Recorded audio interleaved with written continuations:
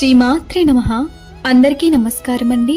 లలితా సహస్రనామంలో 71వ శ్లోకం. రాజరాజార్చిత రాజ్ఞి రమ్య రాజీవలోచన రంజని రమణి రస్య రణకింకిని మేఖల.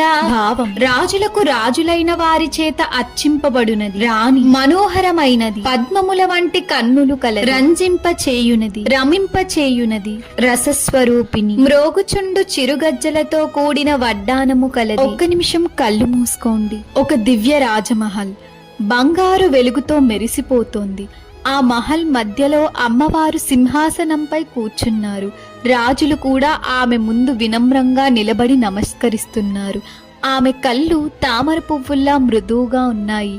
ఆమె చిరునవ్వు హృదయాన్ని ఆనందంతో నింపుతోంది. ఆమె నడిచినప్పుడు గజ్జల శబ్దం మృదువుగా వినిపిస్తోంది. ఆ శబ్దం కూడా ఒక దివ్య సంగీతంలా వినిపిస్తోంది. నిజమైన మహిమ అధికారంలో కాదు, మనసులను ఆనందపరిచే స్వభావంలో ఉంది. మనము ఇతరులకు ఆనందం పంచితే మన ఉనికికి కూడా దివ్యంగా మారుతోంది. లలిత అమ్మవారి కృప మన అందరిపై ఉండాలి. ఆమె మన జీవితాన్ని ఆనందంతో నింపాలి. శ్రీమాత్రే నమః.